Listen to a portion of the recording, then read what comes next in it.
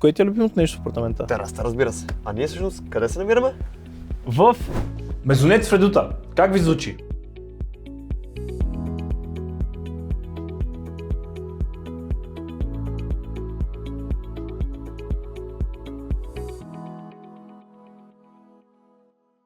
Днес ще ви представя един апартамент с застроена площ от 147 квадратни метра, който разполага с две спални, голям хол, второ ниво, на което може да обособите трета спалня, две тоалетни, една баня и цели три тераси. Звучи доста, затова ще ви покажа всичко подред. Вдясно от мен се намират двете спални, вляво е хола. Заповядайте да ги видим. Това е първата от двете спални, която в момента е ситуирана като детска спалня. Тя може да бъде използвана и като голяма, тъй като има достатъчно пространство. Виждате една перфектна детска стая. Втората спалня, която в момента е родителска спалня, се намира непосредствено до детската спалня. Това е огромен плюс, ако имате едно или две малки деца и искате да им обръщате внимание или се налага да бъдат близо до вас. Както виждате, стаята е ситуирана с ново обзавеждане, висок клас матрак, нов висок клас климатик. Двете стаи имат достъп до тераса. Апартаментът е доста разчупен и пространството вътре е използвано по много интересен начин, който лично на мен ми харесва. Имаме антре, коридор, две спални, които са една до друга. Имаме един подход за кухнята, през коридора се стига до хола, оттам има втори подход за кухнята и стълби, към които се качваме за второ ниво на апартамента.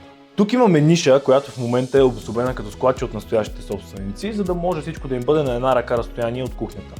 Ако искате, може да го превърнете и в мокро помещение или да го използвате в този му вид. Плюсът на това, че сградата е туклено строителство, завършено през 1995 година, е наличието на коридор, антре и преградни стени между помещенията. Тук, както ви казах, се намира кухнята на апартамента, която има два подхода, а от тази страна се намира и холната част на апартамента. Виждате какво е разпределението тук, може би се чудите какво е това. Това е комин, който вече не се използва, тъй като никой не използва твърдо гориво, но са го декорирали по този красив начин и така разделя холната част от трапезарната част. Както ви споменах по-рано, апартаментът наистина е доста разчупен. Няма пространство, което да е останало неизползвано. Дори тук, под стълбите, имаме пространство, което отново се използва.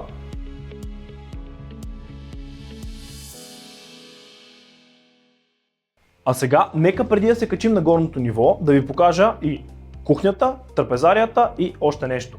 Кухнята е напълно оборудвана, готова за използване с висок клас уреди, индукционни котлони и всичко, от което бихте имали нужда. Заобикаляйки дивана се намират стълбите, които са към второто ниво на апартамента. То в момента е едно голямо помещение, но може да бъде направено и на малък хол със спалня. Тук имаме релакс зона, мокро помещение с пералня и сушилня и собствена тоалетна за това ниво. Най-големия плюс на второто ниво на апартамента е, че има 33 квадрата тераса, която колегата сега ще ви покаже. Това, което на мен най-много ми харесва в апартамента, е именно тази панорамна тераса, 33 квадратни метра, която има декинг на Милер, 16 метра парапет, от естествен камък, стъкло и метал, има си топла и студена вода, има барбекю, LED осветление и специално звучение за вас и вашите гости. И гледайки тази гледка, се сетих за още няколко неща, които трябва да ви спомена за апартамента. През 2025 година е направена ревизия на покрива, като са поставени 20 см каменна вата, които изолират нови цигли, декинг на подовете, хидроизолация и всички ремонти, които бихте се сетили, са извършени. Докато се захласахме по гледката, забрахме да ви кажем как е решен проблема с паркирането в квартала. Имаме голям гараж с автоматична врата, ток и вода и обособено паркомясто точно пред него, което е 18 квадратни метра. Щом сте стигнали тук с нас, най-вероятно апартамента ви харесва и ви допада. Ако искате да получите повече информация за него, свържете с нас One Estate.